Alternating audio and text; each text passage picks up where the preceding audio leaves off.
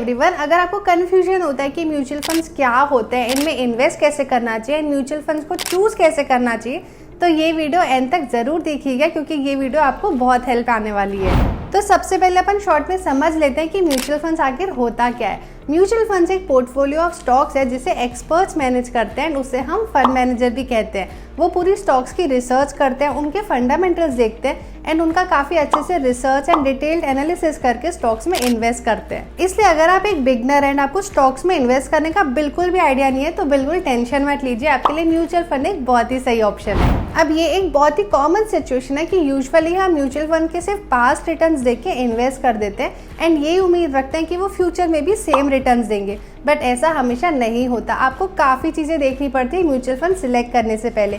आइए देखते हैं कि वो क्या क्या पैरामीटर्स है जो आपको म्यूचुअल फंड सिलेक्ट करने से पहले जरूर देखने चाहिए। तो सबसे पहला पैरामीटर है फाइनेंशियल गोल्स। देखो, लोग कहीं पे भी न्यूज़ में सुन के या इधर उधर से सुन के म्यूचुअल फंड्स में पैसे लगा तो देते हैं और फिर कहते हैं कि हमें प्रॉफिट्स ही नहीं है। तो उसके लिए आपको सबसे पहले ये समझना चाहिए कि आप जो भी फंड में इन्वेस्ट कर रहे हैं उसका गोल एंड पर्पस क्या है, और उसके लिए आपको पहले अपने गोल्स डिसाइड करना चाहिए कि आप म्यूचुअल फंड से पैसा लगाना क्यों चाहते हैं। कार लेने के लिए, चिल्ड्रन एजुकेशन के लिए या रिटायरमेंट प्लानिंग के लिए। अपने गोल्स के अकॉर्डिंग ही आपको अपने फंड्स में इन्वेस्ट करना चाहिए। अगर आपका लॉन्ग टर्म गोल है, मतलब 8 या 10 साल का, एंड आपको इमीडिएट पैसों की भी नीड नहीं है एंड आप थोड़ा बहुत रिस्क भी ले सकते हैं, तो आपको इक्विटी म्यूचुअल फंड्स में इन्वेस्ट करना चाहिए। ये इसलिए क्योंकि शॉर्ट टर्म में इक्विटी थोड़ा ज़्यादा वॉलेटाइल होता है एंड अगर आपको लॉन्ग टर्म में इन्वेस्ट नहीं करना है, मतलब आपको थोड़ा पैसा जल्दी चाहिए एंड अपने कैपिटल को भी प्रोटेक्ट करना है, तो आप डेट म्यूचुअल फंड्स कंसिडर कर सकते हैं।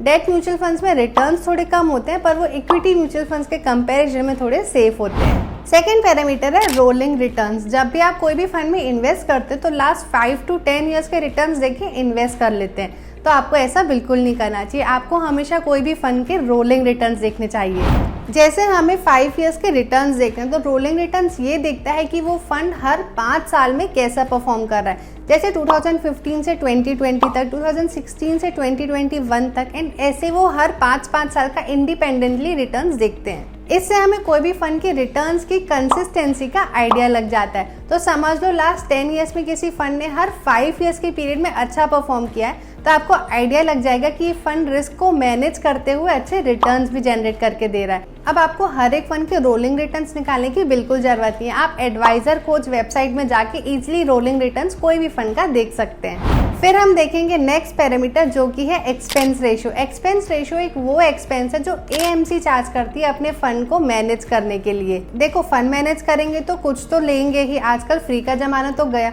तो उसी फंड को मैनेज करने के लिए जो भी एक्सपेंसेस होते हैं उसे हम एक्सपेंस रेशियो कहते हैं। और ये एक्सपेंस रेशियो आपके इन्वेस्टेड अमाउंट से कट होता है, इसलिए ये रेशियो जितना कम होगा उतना बेटर होगा।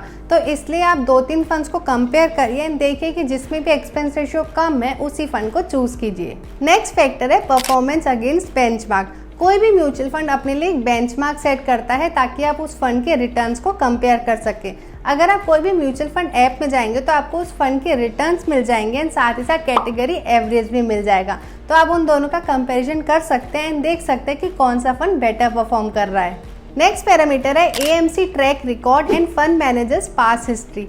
एएमसी का मतलब होता है एसेट मैनेजमेंट कंपनी। ये एक ऐसी कंपनी है जो कि अपना एक फंड चालू करती है जिसे हम म्यूचुअल फंड कहते हैं। अब इस फंड को मैनेज करने के लिए एक पढ़ा लिखा इंसान होता है जो कि एक्सपीरियंस होता है, उसे काफ़ी नॉलेज भी होता है, जिसे हम फंड मैनेजर कहते हैं। तो ये दोनों के पास्ट रिकॉर्ड्स देखना भी काफ़ी ज़रूरी है। ये देखो कि वो फंड मैनेजर कितने म्यूचुअल फंड्स मैनेज करता है एंड वो सारे फंड्स कैसे परफॉर्म कर रहे हैं, एंड साथ ही साथ आपको कॉम्पिटिटर्स के साथ भी उनकी परफॉर्मेंस देखना काफ़ी ज़रूरी है। साथ ही साथ आपको एएमसी का भी ट्रैक रिकॉर्ड देखना चाहिए। आपको ये देखना चाहिए कि वो एएमसी के अंडर कितने फंड्स रजिस्टर्ड है। मान लो अगर 10 फंड्स रजिस्टर्ड है तो उसमें से एटलीस्ट 7 to 8 फंड्स तो अच्छा परफॉर्म कर रहे हो एंड अच्छे रिटर्न्स दे रहे हैं। लास्ट पैरामीटर है बीटा।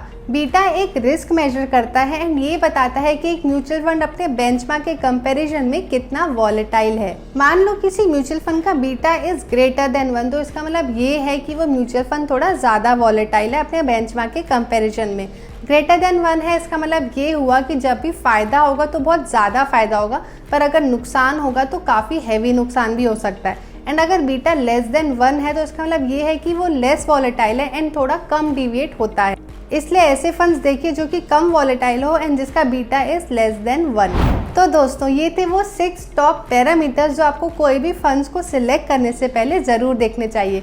अगर आपको कोई भी और डाउट है तो आप कमेंट सेक्शन में पूछ सकते हैं। अगर ये वीडियो अच्छी लगी तो लाइक एंड शेयर करना बिल्कुल मत भूलिएगा। एंड ऐसे और इंटरेस्टिंग वीडियोस के लिए हमारे चैनल को जल्दी से सब्सक्राइब भी कर लीजिए। मिलते हैं नेक्स्ट वीडियो में। Till than happy investing.